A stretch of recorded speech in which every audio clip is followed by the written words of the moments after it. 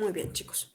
Esta semana, que es nuestra 7ª semana de trabajo, nos corresponde abordar la 4ª unidad de aprendizaje, que se denomina construcción y producción del discurso escrito.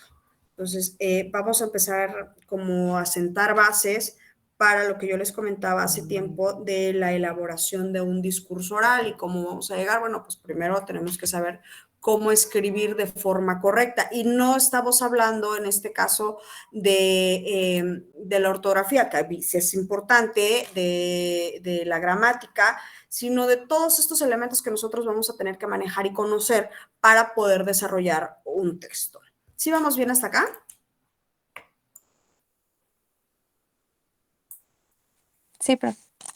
Ok, entonces voy a presentarles el material. Este material, acuérdense que es el mismo exactamente que ustedes ven en el SCORM. Esta semana toca SCORM. Y aquí estamos. Ustedes me dicen cuando lo logren ver.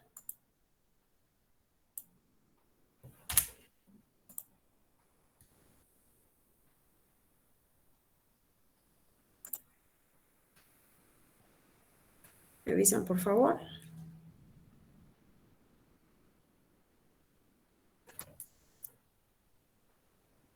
Ya se ve, maestra. Sí, ya se ve. Ok.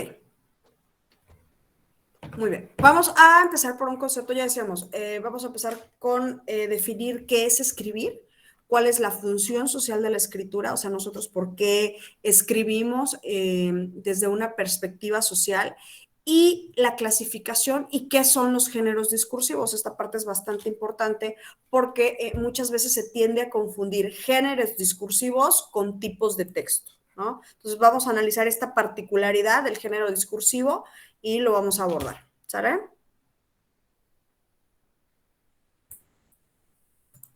Ok. Bueno. ¿Qué es escribir, muchachos? Bueno, ya decíamos que en el caso de la escritura, lo menciona como un proceso tanto complejo como multidisciplinario. ¿Por qué multidisciplinario? Bueno, porque pues obviamente están involucradas muchísimas cuestiones, no es solamente lo que les mencionaba hace rato, no es solamente aprenderse las reglas gramaticales, las reglas ortográficas, no es solamente aprenderse las letras, cómo suena, cómo se conjugan, etcétera, etcétera, ¿no? En esta parte de escribir correctamente, tiene que ver también una cuestión como de coherencia, de cohesión, de estructuras, que esto ya lo veíamos también en la parte previa, y que son los que le van a dar sentido a nuestro texto. Así como cuando nosotros hablamos y tenemos que pensar cuáles son las palabras correctas para que el mensaje llegue de forma adecuada, cuál es el tono correcto para que entonces lo entiendan como se tiene que entender. El proceso de la escritura también lo es, nada más que conlleva como un grado de complejidad un poquito más grande, porque recuerden que no tenemos la habilidad de retroalimentación que lo tiene el discurso oral, ¿no? Cuando nosotros hablamos y vemos que no nos entiende, que vemos como que el mensaje no está llegando como nosotros, sí tenemos esta facultad de corregir lo que nosotros estamos hablando y obviamente reestructurar el mensaje de tal manera que pueda ser entendido. En el caso de la escritura, como es una comunicación asincrónica, por decirlo de alguna manera, no nos permite esta parte. Entonces, sí se vuelve un poco más complejo porque debemos ser como mucho más puntuales, debemos ser como mucho más estrictos y mucho más respetuosos de todas estas disciplinas que intervienen para, obviamente, a realizar el proceso de la comunicación. ¿Sí vamos bien hasta acá?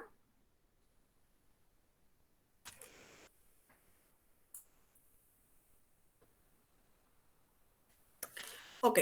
Según Cazzani y Morales, ¿cuál es la intención de escribir? O sea, ¿por qué nosotros vamos a escribir? Bueno, primero dice que es elaborar el conocimiento de una disciplina, luego construir la identidad de los autores, también de los lectores, así como facilitar a los profesionales el ejercicio del poder en el contexto de su disciplina y su comunidad.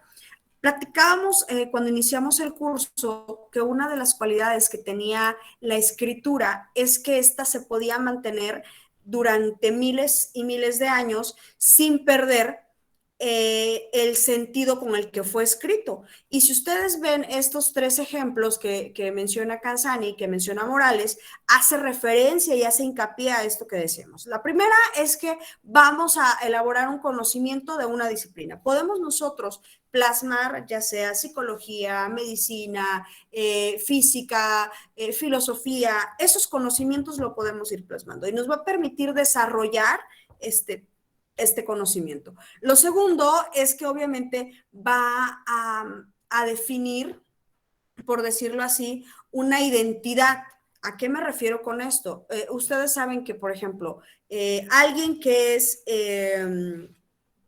estudió, no sé, licenciatura en Derecho, como ustedes lo están estudiando, pues con quiénes se van a juntar o quiénes son su círculo más cercano de amistades. Bueno, pues con más licenciados en Derecho. Y entonces, ¿qué identidad tienen? ¿Qué tipo de lectura tienen? Bueno, pues son a veces lecturas muy extensas, lecturas que tienen que buscar datos específicos y obviamente cuando ustedes escriben, bien argumentados, documentos que tengan que ir muy bien estructurados. Entonces, cuando ustedes escriben, este tipo de documentos también van tomando la identidad de quienes ustedes están aprendiendo a leer. Entonces, cuando Canzini habla y Morales hablan de construir una identidad, es precisamente esto, porque nos vamos haciendo obviamente como de un estilo de lectura y pues nuestro estilo de lectura se va a pegar, perdón, nuestro estilo de escritura se va a pegar a ese estilo de lectura que nosotros tenemos. ¿Sí vamos bien hasta acá?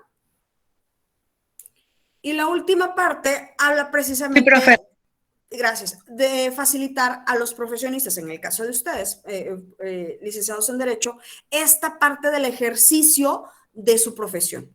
¿De dónde vienen las leyes, muchachos? Acuérdense que, digo, a pesar de que ustedes les piden ciertas leyes que se van actualizando año tras año, tienen reglamentos, leyes, constituciones, ¿cómo se llaman los otros? Ahí se me fue el nombre. Son constituciones, leyes, bueno, toda esta documentación que ustedes manejan, que es de muchísimo tiempo atrás. Si nosotros hablamos de la Constitución, nosotros estamos hablando que es un documento que fue, códigos, exactamente, muy bien, gracias, Susi, que fue elaborado hace ¿cuánto? ¿Cuántas décadas? ¿Cuánto tiempo? ¿No? Entonces, sin embargo, a partir de esta, que es la escritura, que se fue escrito, que se escribe, que se lee, no se le cambia, no se interpreta porque está tal cual, ¿no? Van desarrollando otros tipos de reglamentos, otros tipos de códigos, otros tipos de leyes que te van a permitir complementar esta parte. Entonces, esto te va a facilitar a ti, ¿sí? Como profesional, desarrollar tu trabajo. Entonces, vamos haciendo antecedentes, van quedando, y de igual manera, cuando tú escribes un documento, cuando tú realices un documento que tenga las bases de estas previas lecturas, también te va a facilitar a ti. O sea, toda esta documentación que ustedes hacen, aunque ahorita se hacen juicios orales, muchos de los procesos que ustedes llevan o de los procesos que van a llevar son a través de documentos, a través de elementos escritos que tienen que ser redactados con una precisión, pero bueno, bárbara, ¿no? Impresionante. ¿Vamos bien hasta acá?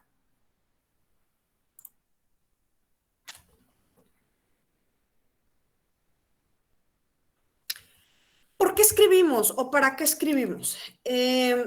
Por allí se nos dice que estamos inmersos en una cultura escrita, porque si bien nosotros nos comunicamos en un 60, en un 70% de manera oral, no creemos en esta parte de la cuestión o de la fortaleza que le da la oralidad, de la formalidad que pueda tener la oralidad. Entonces, tiene que haber o tiene que existir un elemento escrito que va a ser esta trascendencia. Entonces, desde allí, desde esta cuestión cultural en donde nosotros le damos este valor al proceso de la escritura más que al proceso oral, bueno, desde allí estamos determinando una cultura escrita. Entonces, esta es una de las principales funciones del cual, por qué nosotros escribimos, ¿no?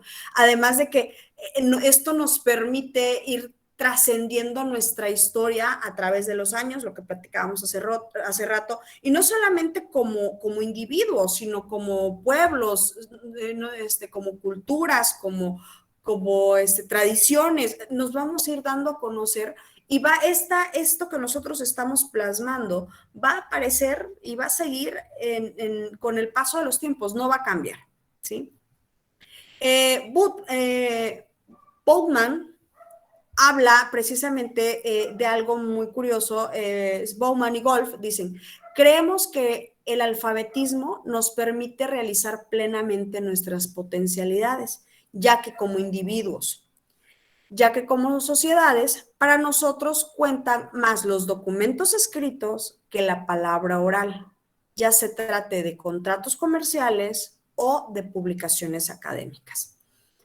Cuando alguien te dice, oye, préstame dinero, ¿no? Préstame 5,000 pesos. Sí, pero fírmame, pagaré, ¿no?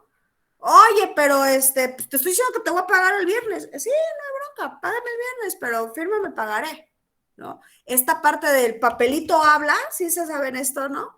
Es precisamente lo que Budman y Wolf están diciendo, ¿no? A ver, cuando tú no sabes escribir, cuando tú no sabes leer, te estás perdiendo de muchísimo, no tienes un valor como aquel que sí lo hace. ¿Por qué? Porque te estás perdiendo de sustentar ciertos elementos que van de la mano de la escritura.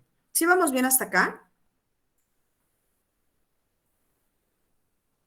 Sí, Sí, profe. sí.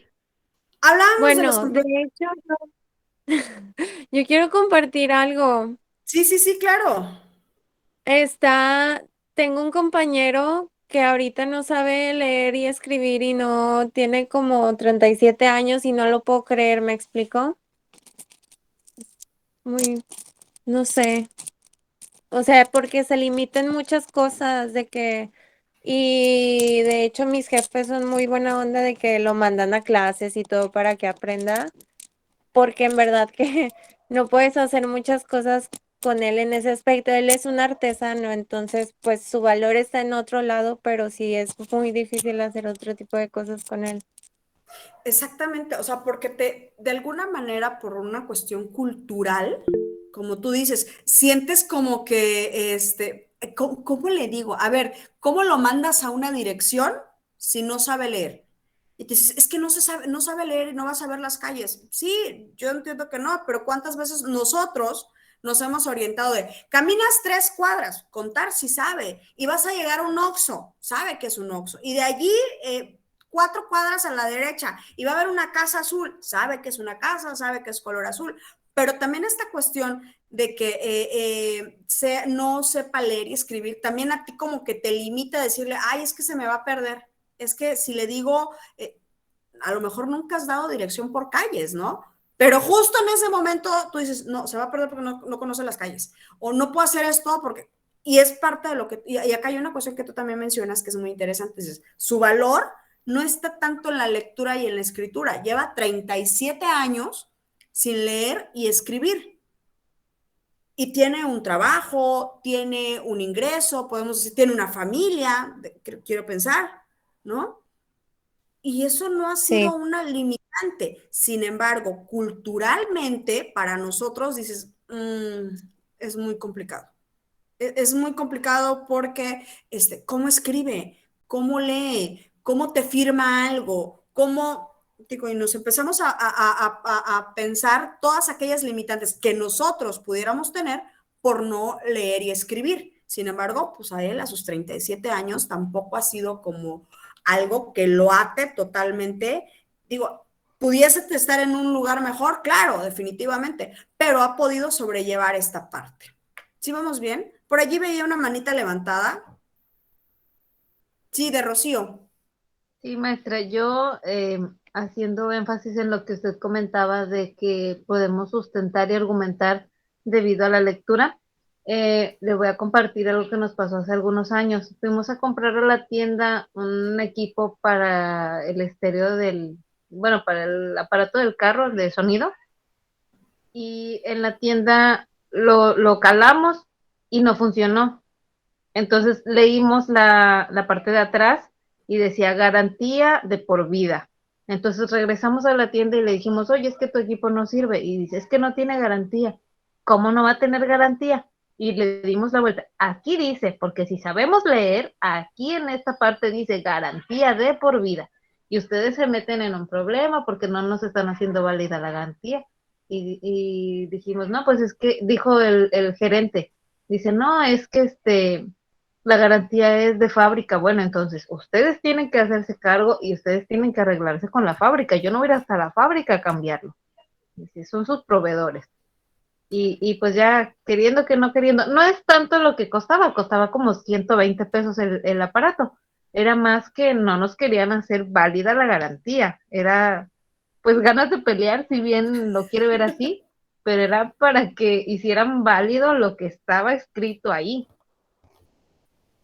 Exacto. Es que a eso vamos, digo, como tú dices, a veces no es el valor económico, sino también el valor, en este caso, ponte que no de leer, pero decir, a ver, espérame, o sea, yo estoy leyendo, yo sé leer y aquí dice esto, ¿no? Y también nos han chamaqueado al revés, ¿no? A ver, quiero que me digan y seamos sinceros, ¿cuántos de ustedes realmente han leído los contratos y los formatos estos de términos y condiciones que ha mandado Facebook, que ha mandado WhatsApp, que ha mandado Twitter, que ha mandado TikTok, que ha mandado, bueno, cuánta página? ¿Cuántos de ustedes han leído completo este documento de términos y condiciones? Yo creo que nadie. Yo también creo que nadie. Entonces, cuando de repente nos dicen, es que Facebook va a permitir que pueda compartir tus datos. No, ¿cómo Facebook? Sí, es que está en sus términos y condiciones. Y entonces, chin, ya le acepté y no lo leí. Entonces, viene siendo, si bien un descuido de nuestra parte, una evidencia que realmente estamos dejando ciertas competencias. Y así como eso, hay muchísimas más. El proceso de la escritura, vuelvo y reitero, a veces no es tan común como nosotros quisiésemos que fuera, por ejemplo, el oral, ¿no? Por la cuestión del tiempo, por la cuestión de incluso de la cuestión física, que es un poquito más cansado, un poquito más tardado. Nos cuesta más escribir que hablar, de la fluidez de las ideas, o sea, de toda esta parte. Sin embargo, reitero, tiene como un valor muchísimo más fuerte que el de la oralidad. O sea, esta parte a ver, créeme, no, sí, pero tráemelo escrito y yo te creo, ¿no? A ver, no, tráemelo en un documento firmado y entonces sí hablamos. O sea, de que tú me lo digas, oye, pero pues es que yo no te he quedado mal, es que, sí, por eso, como tú gustes y mandes, a mí tráemelo escrito. ¿Cuántas veces nos han dicho, oye, es que está pasando eso? Sí, pero hasta que yo no lo vea en un documento, en un memorándum, en una circular, pues no. Y esperemos hasta que salga y ahí que nos digan. Sí, Andrea, te escucho. Es que es, como dice maestra, también para tener mayor evidencia, ¿no? Por eso es preferible que las cosas queden asentadas por escrito. Exactamente, exactamente, porque es un valor, aparte de que tú dices, de evidencia, que no lo puedes cambiar. Porque si hablamos de una cuestión de evidencia, por ejemplo, esta clase, por decirlo de alguna manera, la estamos llevando 16 personas, ¿no? Ay, lo platicamos y todo, y a lo mejor yo les doy una instrucción en específico, y hay 16 personas que estamos en lo mismo. Y a la hora yo se los cambio, no, pues es que no lo quiero así, ahora lo quiero rojo. Oiga, pero es que no nos dijo nada. No, sí, pero está en el documento que yo les... Oiga, pero pues es que lo platicamos y dijo que era verde. Y hay 16 que tienen... Sí, pero no. En el documento dice que es rojo. Entonces, siempre nos vamos a ir sobre aquello que esté escrito, que le vamos a dar un poquito de valor, un poquito de más valor a lo escrito que al oral, no solamente por la cuestión de la evidencia, sino también por la capacidad que tiene de no modificarse. ¿Sí, vamos bien?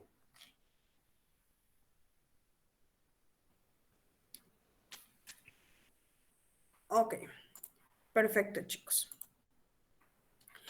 Ya hablábamos de las competencias comunicativas, ya decía que pues obviamente es un proceso de conjunto, perdón, es un conjunto de procesos de diversos signos lingüísticos, en este caso discursivos y textuales, que integran los sociolingüísticos, los pragmáticos, los estratégicos, los semióticos, que un hablante deberá utilizar para producir o interpretar un discurso adecuado a la situación de comunicación que se le está solicitando, ya bien sea oral o escrito. O sea, que esta parte de la competencia también se le atañe al proceso de la escritura. Entonces, ¿qué hay que tomar en cuenta?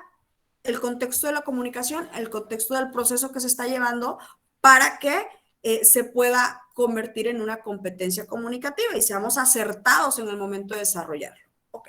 Una vez que nosotros ya hacemos el proceso de la escritura, que ya sabemos por qué escribimos, ya sabemos cuál es la importancia de la escritura en la cuestión social, que ya lo platicamos hace un momentito, lo comentaban sus compañeras, es importante que determinemos qué son los géneros discursivos, porque existe una infinidad de textos, de tipos de textos, de maneras de escribir, pero sobre todo de intenciones por las cuales nosotros escribimos. Entonces, por allí Batin dice, son tipos relativamente estables de enunciados, es decir, formas estereotipadas que adquieren los discursos, en este caso los textos, gracias al uso que hacemos de ellos. Han permanecido así y se utilizan de igual manera en las mismas situaciones de comunicación. ¿Qué nos quiere decir con esto Batin? Bueno, acá hay algo muy interesante y es que los géneros discursivos de forma específica están referidos al ámbito o hacen su clasificación acorde al ámbito o a las actividades en las cuales se están desarrollando. Ahorita vamos a ver unos ejemplos, pero podríamos decir que estos se basan en convenciones que se han ido generando social e históricamente, ¿no? Entonces, esto pues obviamente nos va a permitir que con el tiempo vayan variando, vayan modificándose, vayan agregándose. No quiere decir que los géneros discursivos que existen ahorita han existido toda la vida. Por el contrario, conforme se va mejorando, perfeccionando el proceso de la comunicación en la escritura, también los géneros discursivos van a ir cambiando, aumentando o, en este caso, modificándose. ¿Sí vamos bien hasta aquí, chicos?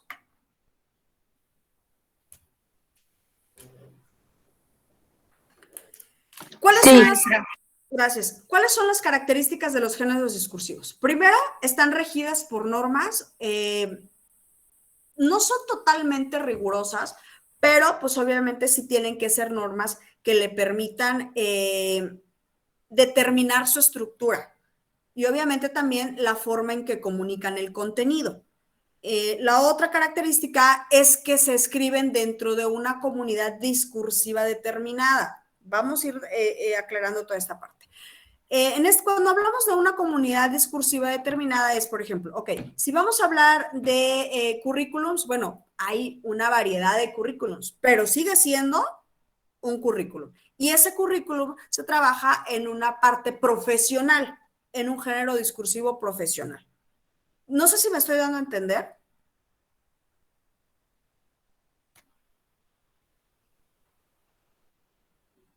¿Sí?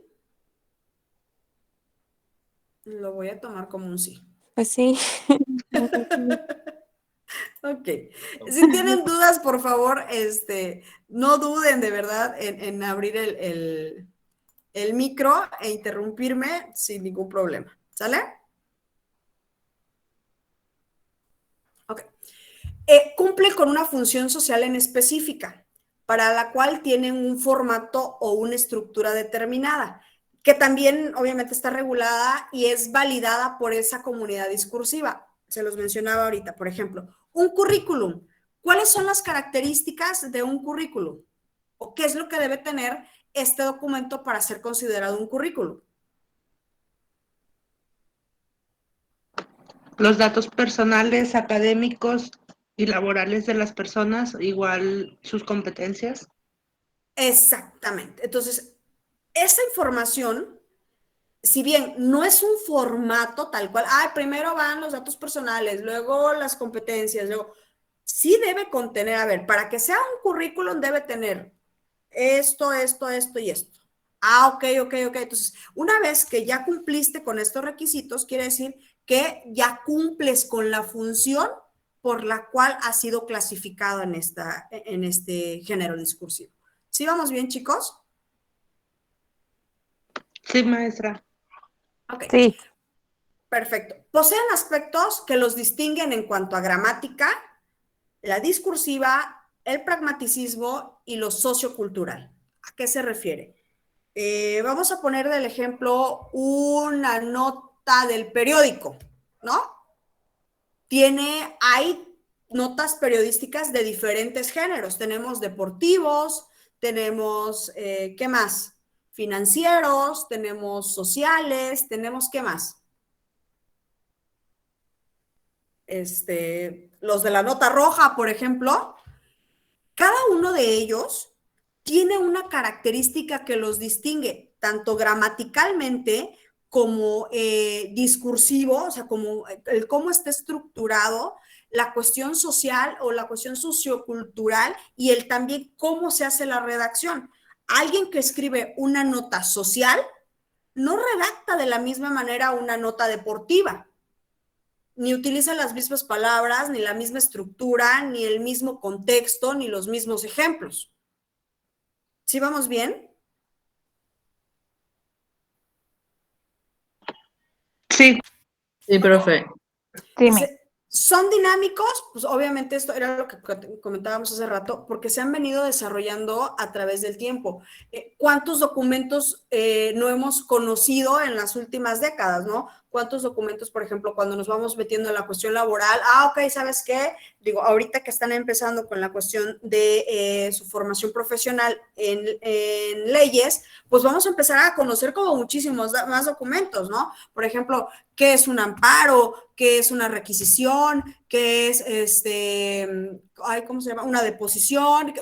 Vamos conociendo y cada uno tiene una estructura diferente. Entonces, ¿qué quiere decir? Que obviamente que acorde a las necesidades que tengamos del proceso comunicativo a través de la escritura, pues también van a ir apareciendo más documentos, más papeles, más escritos, y entonces los géneros discursivos van a tener que cambiar, ¿sí? Van a tener que cambiar porque tienen que adaptarse y tienen que integrarse estos nuevos documentos. ¿Sí vamos bien?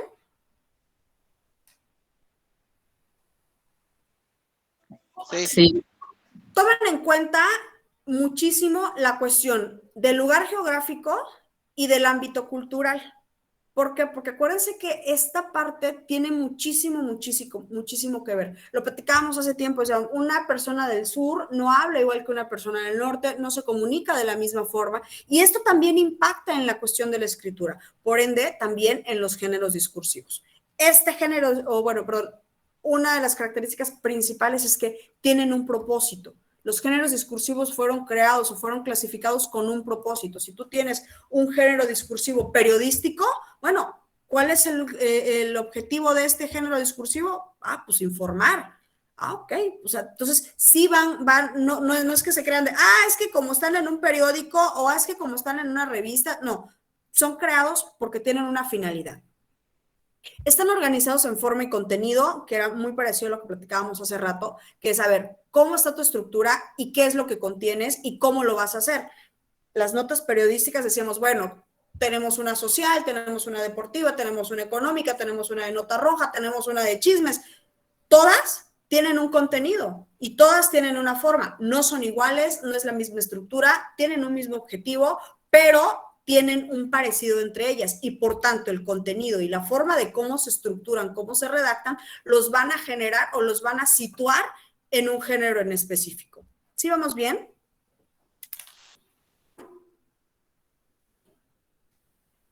Delimitan comunidades discursivas con sus normas, conocimientos y prácticas sociales. Alguien que escribe poesía tiene ciertas normas para escribir la poesía.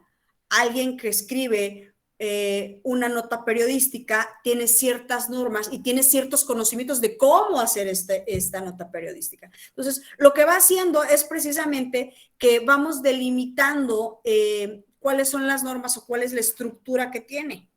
Y por ende, pues obviamente esto se va a llevar a cabo. Hagan de cuenta, si ustedes aprenden a hacer ensayos, bueno, ya tuvieron la experiencia de un ensayo, ya saben qué es, cómo se hace un ensayo, cuál es la primera parte, cuál es la segunda parte, cuál es el procedimiento, cómo se cierra, qué son los elementos que lo componen.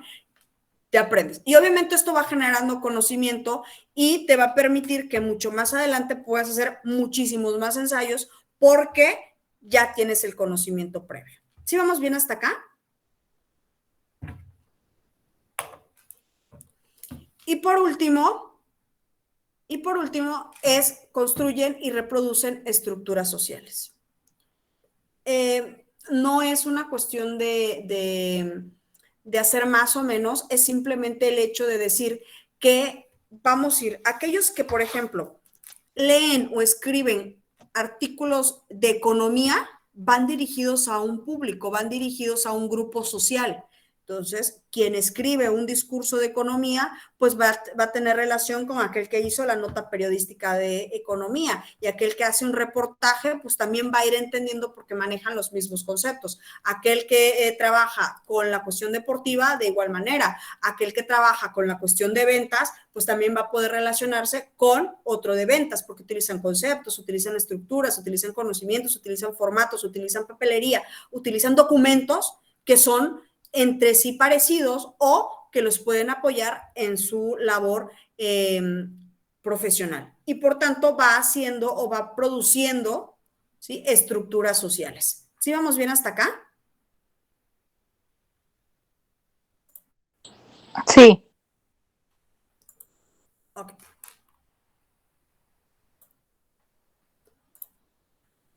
Los géneros discursivos, se hace una clasificación de dos maneras. La primera es por su expresión y la segunda es por su registro.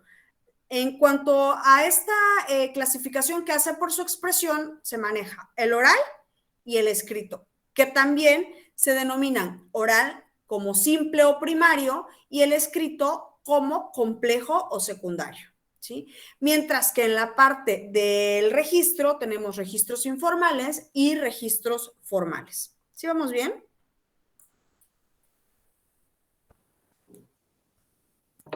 Sí. Ok. Características de los tipos textuales a considerar para ser agrupados en un género discursivo. Ojo, muchachos, y esto era lo que yo les decía. Acá hay que entender que un género discursivo está compuesto por tipos textuales. ¿Qué quiere decir? Que los tipos de textos, un grupo de tipos de textos, ¿sí?, va a formar un género discursivo. Lo que les decía, por ejemplo, un currículum, un memorándum, una circular, son tres documentos que podemos utilizar ¿en dónde? En un aspecto laboral. Entonces quiere decir que esto es profesional. Entonces ya tengo un género discursivo profesional que se compone por tres tipos textuales, por tres tipos de textos: un currículum, un memorándum y ahí se me fue el otro, y una circular. ¿Sí? ¿Vamos bien hasta acá entonces?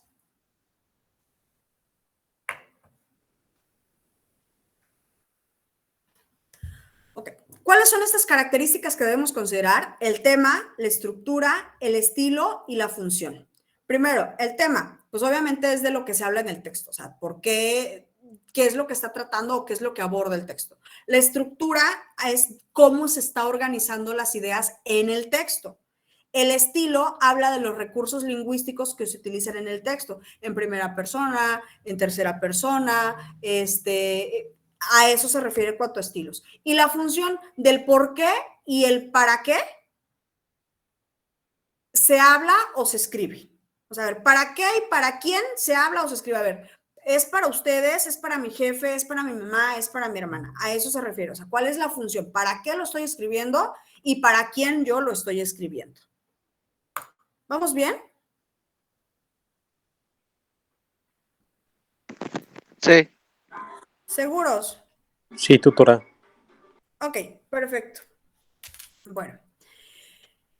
Estos son los géneros discursivos y por eso se los mencionaba. La característica de los géneros discursivos o la diferencia entre los géneros discursivos y los tipos de textos es que estos están referidos a las actividades en las que se van a desarrollar, ¿sí? ¿A qué me refiero con eso? Por ejemplo, tenemos un texto académico, tenemos un texto social, tenemos un género académico, un género social, religioso, laboral, jurídico, administrativo, político, familiar, periodístico, profesional, científico, digital, cultural y literario.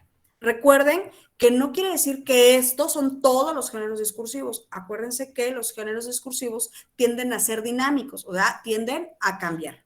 ¿Vamos bien?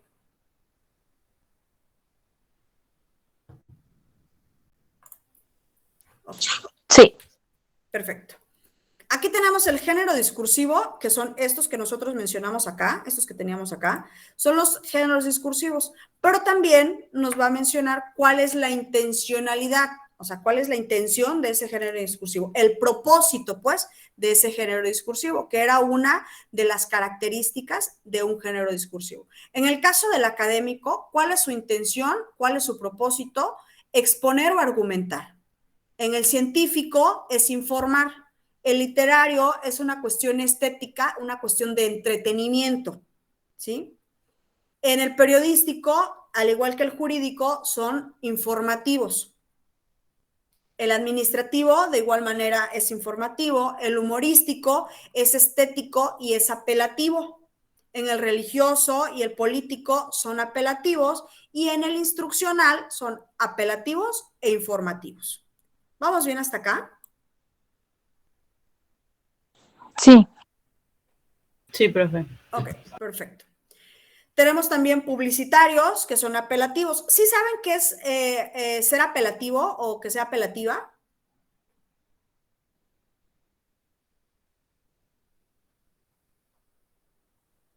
¿No? Yo no.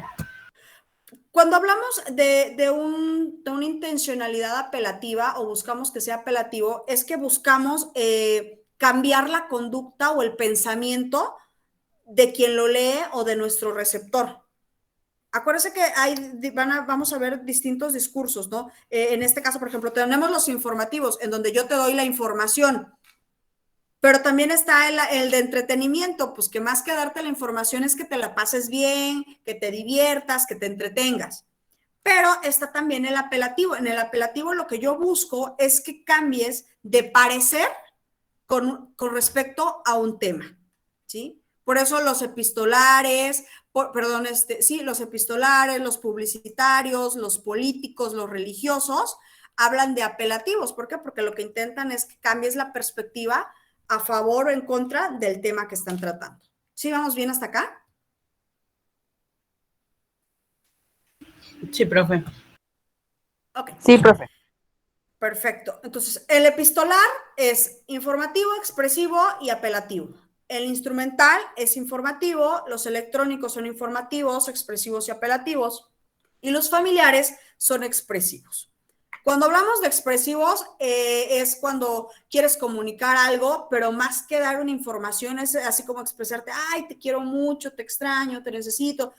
Por eso son familiares, porque por lo regular se dan con personas allegadas a nosotros. ¿Vamos bien hasta acá?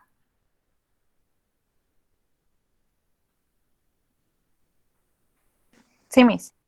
Ok. Tenemos las secuencias textuales prototípicas. Dice, aunque los textos no se construyen con secuencias, o sea, con preposiciones y homogéneas, o sea, que no quiere decir que todos son exactamente iguales, como el ejemplo del currículum, sí es posible identificar la secuencia predominante o envolvente. Si nosotros hablamos de un ensayo, hablamos de un cuento, podemos identificar qué secuencia es predominantemente el que tiene mayor peso en este cuento o en este texto. Entonces, por aquí hay una tablita, se los voy a poner tantito. Voy a dejar de presentar y se las voy a poner, ¿sale? Para que yo la pueda abrir. Y ustedes me dicen cuando lo vean, ¿sale?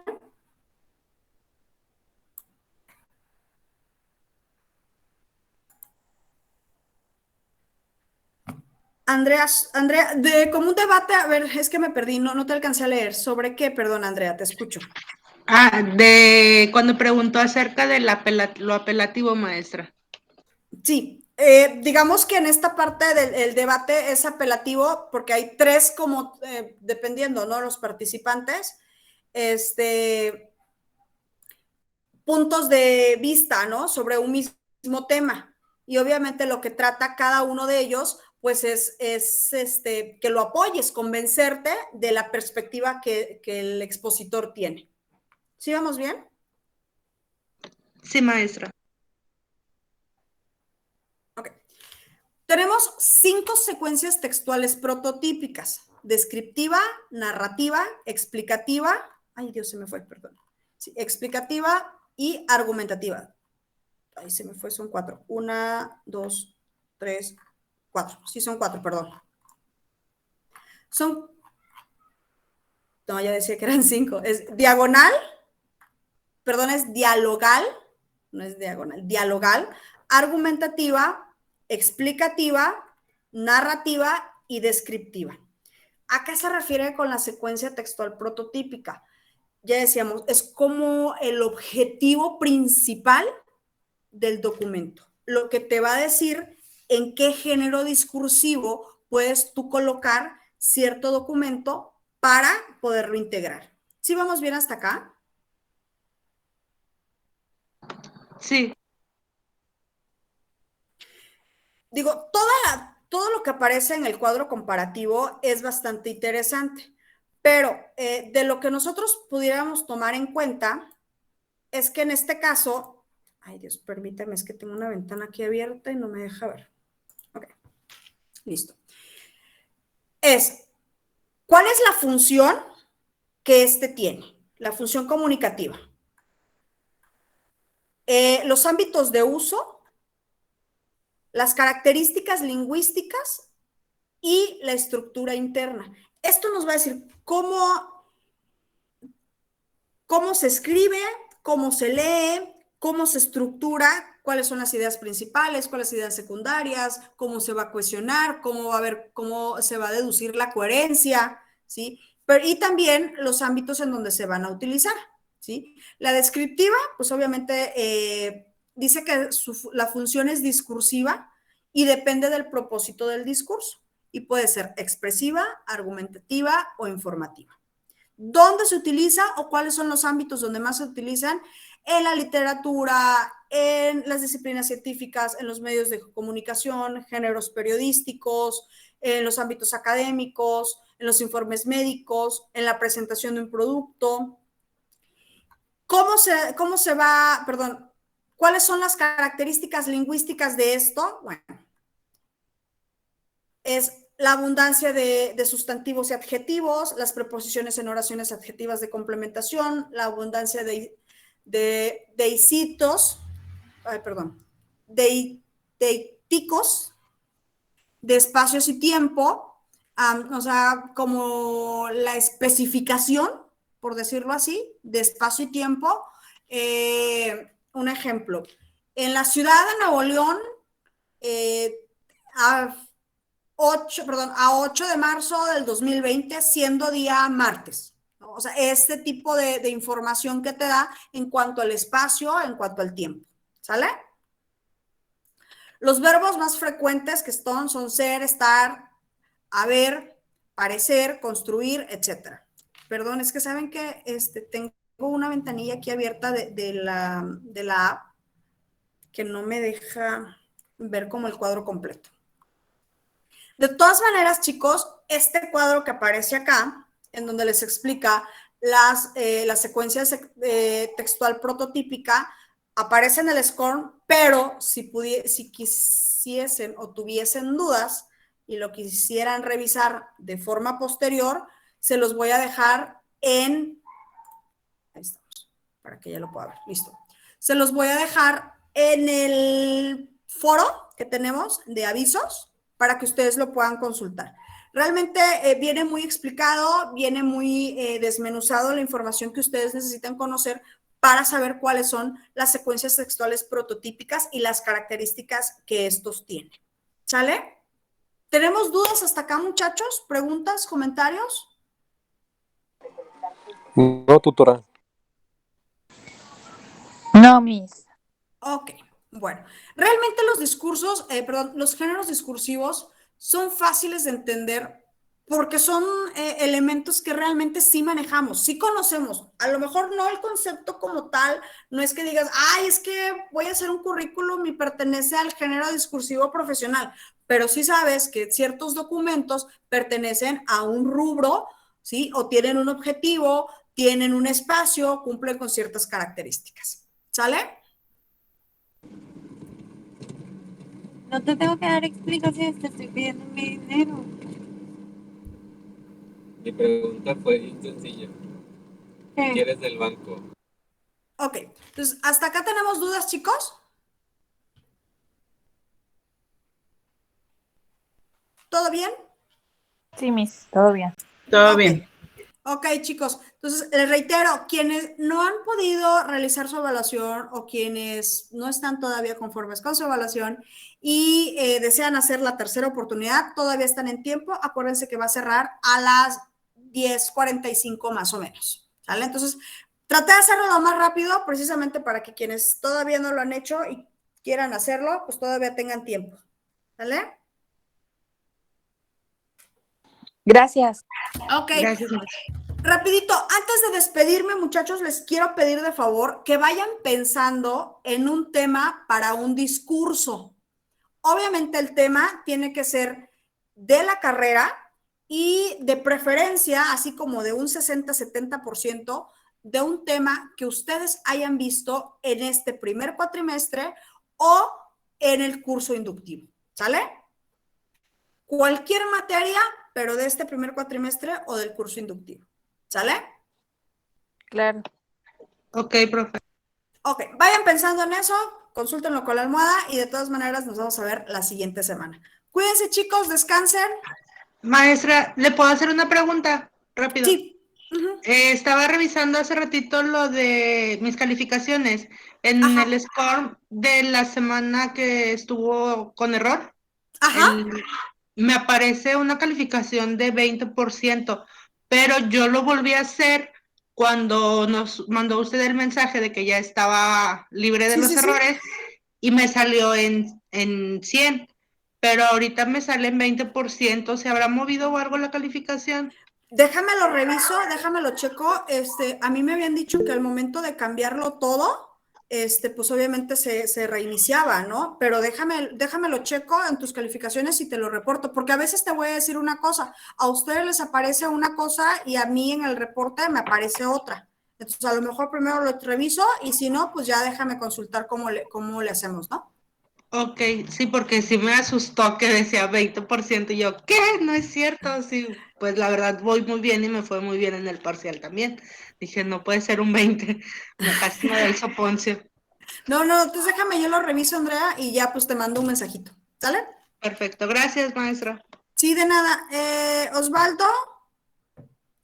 Sí, está fallando otra vez la plataforma, estoy dentro y no deja ingresar y no deja seguir otra vez. Mira, acá hay una cuestión también que es muy interesante. Primero, tienen que revisar que su conexión sea estable. Eso es básico, que la conexión sea estable. Si en un momento no se puede, hay que borrar todas las cookies y volver a entrar a la página para que se vuelvan a activar nuevamente las cookies de la plataforma. Eso también pasa y es algo muy seguido cuando sucede esto de las fallas. Porque igual un compañero tuyo me dijo, oiga, es que está intermitente. Lo raro es que, por ejemplo, yo vengo monitoreando la plataforma, la universidad viene monitoreando la plataforma y cuando hay fallos, pues obviamente lo primero que hacen es notificárnoslo para hacer estas correcciones como darles una extensión, aumentarles los intentos, ese tipo de cosas. Y no sea, la verdad es que no se ha reportado nada, pero a lo mejor tiene también que ver con esta conexión que tú tienes. Entonces, yo te sugiero que lo hagas así y pues que lo intentes nuevamente, porque pues yo sí, la verdad es que sí tengo la conexión a la página y no tengo ningún problema. Yo también estoy dentro, maestra, y no he tenido problema. Sí, entonces, revísame ese tema, ahí, Osvaldo, y pues ya me notificas de todas maneras cualquier cosa, ¿sale? Sí, gracias. Sí, de nada. Ok, chicos, entonces, si no tenemos ninguna otra pregunta, nos vemos la próxima semana. Descansen. Gracias, maestra. Buenas noches. Hasta la próxima semana. Gracias. Buenas Maestra, noches. buenas noches. Hasta luego. Gracias. Gracias, buenas noches. Gracias.